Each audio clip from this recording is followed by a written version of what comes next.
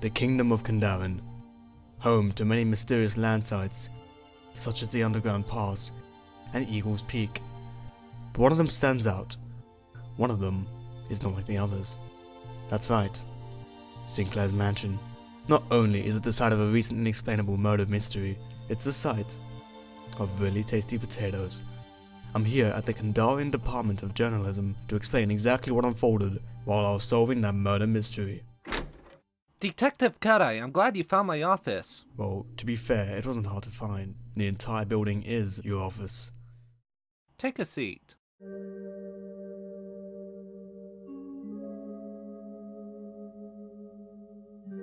We've received a report from the residents of Sinclair Mansion regarding the murder that occurred over a week ago. They informed us that it was indeed you, Johnny Cut-Eye, who solved that case. Please, could you tell us more what happened? Absolutely. It all began with a phone call from the owner himself, Lord Sinclair, flustered gentleman I must add. He explained to me that his pet kitten, Mr. Fluffles, was recently gruesomely murdered by an unknown individual with an unknown method. He also deduced that this individual was still in the building. He was still in the building? Why didn't he simply look for the murderer? I don't remember giving you the permission to interrupt, so let me continue my fucking story. Lord Sinclair is scared of the dark. He simply cannot go upstairs. It is such an honor to be talking to the one and only Johnny Cut-Eye. Please, you've got to help me. I believe the murderer used a bronze dagger to kill Mr. Fluffles, judging by the scar on his belly, then fled upstairs the moment I arrived home from work. Your job is to go upstairs, search for him, or any evidence of the murder. Don't worry, I got this. I went upstairs with low expectations. The worst I'd encounter would be a mentally unstable kitten murderer after all. The first thing I noticed was a bloody dagger, lying on the cold floor like a stiff dildo. Bingo! It's a perfect match with the bronze dagger Sinclair described. The dagger must have been dropped before the murderer went into hiding. There's no other solution. I opened the first door on my right, entered, and couldn't believe my luck. Why? What did you see? I was going to get to that before you interrupted me.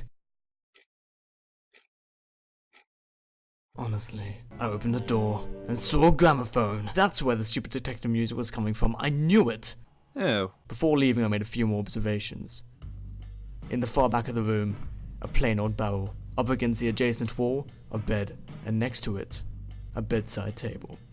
The barrel would have been an obvious choice for a hiding spot, but what kind of detective would I be if I took the easy route? A good one? Quiet peasant. I exited the room, went downstairs, and made myself a cup of coffee. It's hard to find that kind of stuff where I live. Before being able to finish my drink, I was rudely interrupted by a gentleman dressed from head to toe in black. "You look like a ninja," I said.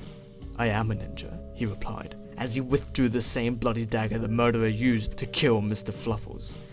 Nothing could have been more obvious. The guy standing right in front of me was the murderer. Fascinating. What happened next? I shot him in the fucking face. I knew he was in the barrel. Okay, but then what happened? I became a legend, that's what. Now if you excuse me, I have some important things to deal with, and you kinda suck. Next time you need a case solved, don't hesitate to ask yours truly.